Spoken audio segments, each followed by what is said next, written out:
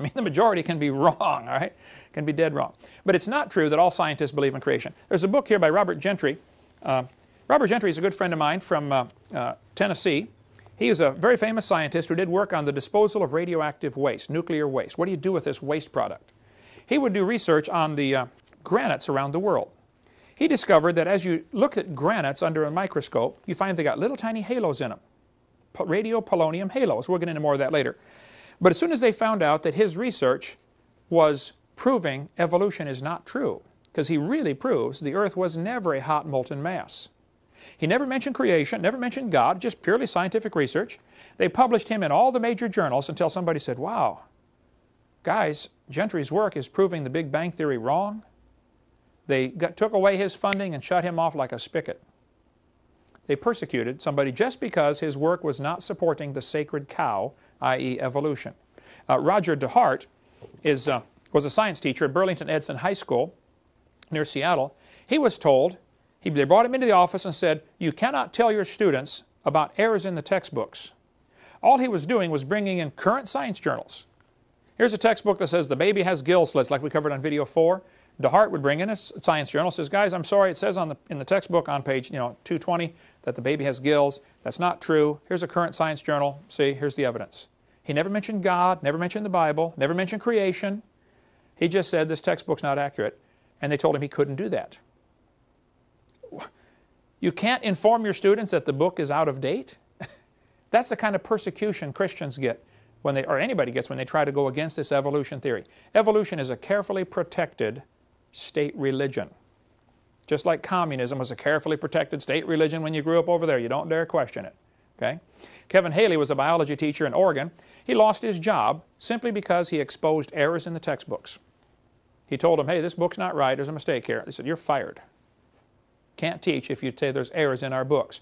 Baylor University in Waco, Texas fired William Dembski in April 2000 simply because he told his students there might be an intelligent designer. They said, oh, you're not allowed to say that, so they fired him. This is Baylor. It used to be a Christian college, okay? Forrest Mims was a science writer for years. He wrote for many major journals, National Geographic, Science Digest, American Journal of Physics. He wrote for all kinds of articles for magazines. But then when he applied for a job at Scientific American, he was denied. They said, you can't work here because you are a creationist. Even though what he was writing on has nothing whatsoever to do with the subject of creation or evolution, they said, we don't want you on our staff because it would look bad if we hired a creationist. That's the type of persecution you get. Rod Levake was told, he told his students, I kind of doubt this Darwin theory is true. So they took him away from teaching biology and gave him another job. They said, we don't want you teaching biology because you might make our students doubt Darwin's theory. That's how it's protected. It's a religion. There's a teacher in Indiana, Dan Clark, his principal called him in, Ed Eller, or the superintendent, and said he could not introduce creation to his class.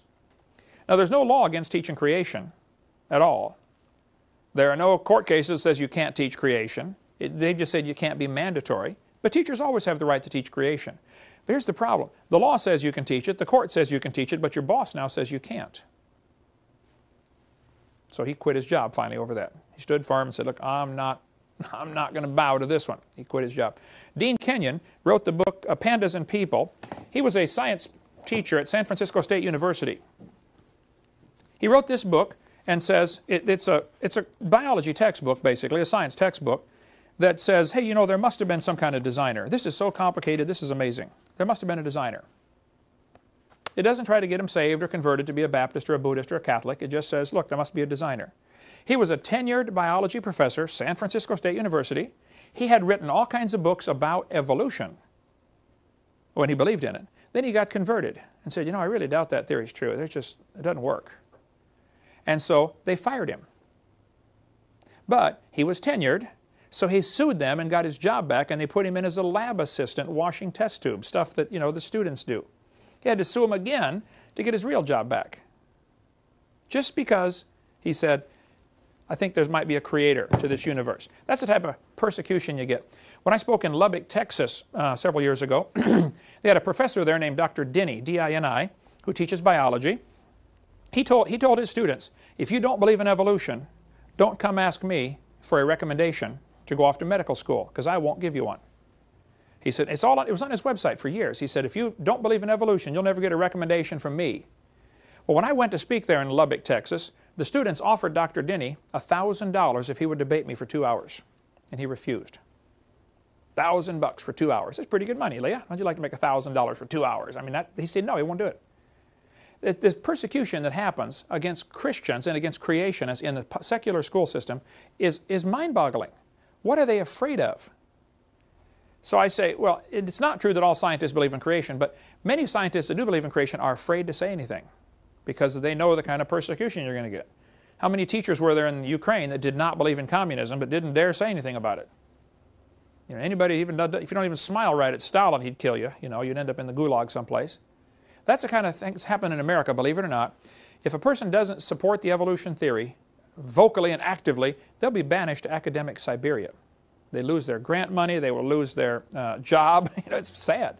And Patrick Henry College was told back in November of 2002, I believe, that they weren't going to get accreditation because they didn't teach enough evolution in their college.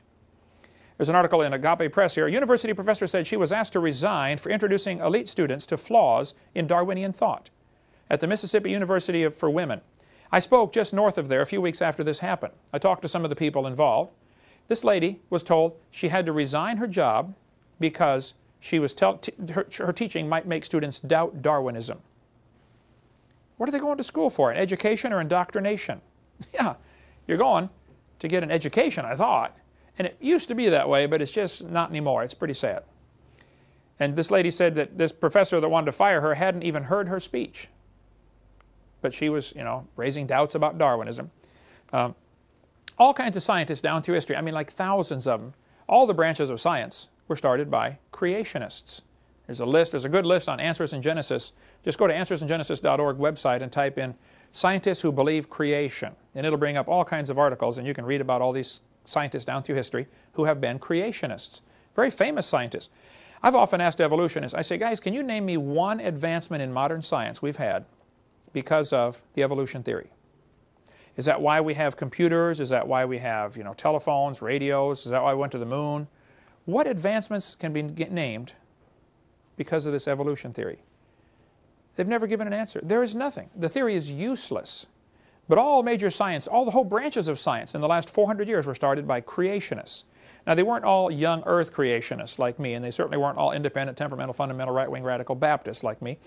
But they were, you know, creationists. Wernher von Braun, the head of our space program, was a creationist. A.E. Wilder-Smith, William Ramsey.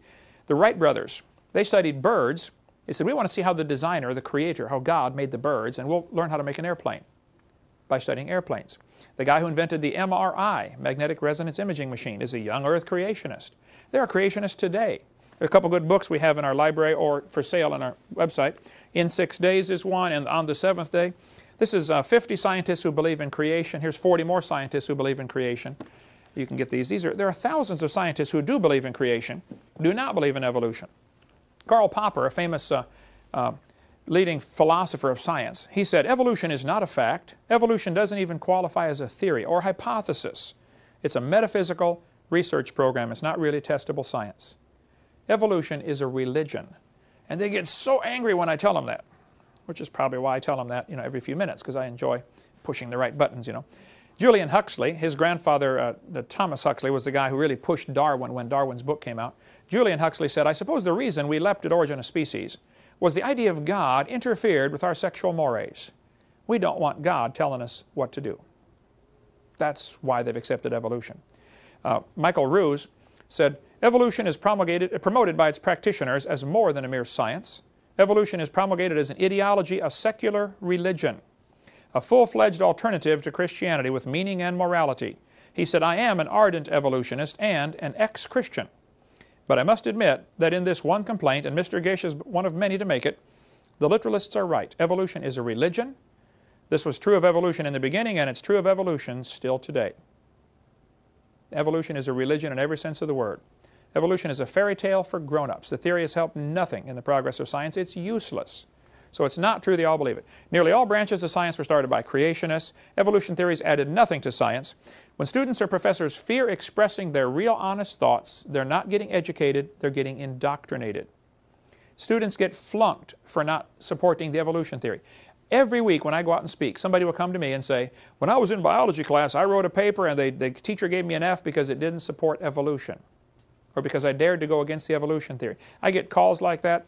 Diane, you take some of the calls and transfer them over to me. Students saying, hey, what do I do? My teacher gave me an F because my paper went against evolution. It's sad. I mean, it's discrimination. All the advancements in modern technology have nothing to do with evolution. Evolution is a hindrance to science, not a help at all. This helps prove they must have had a common ancestor.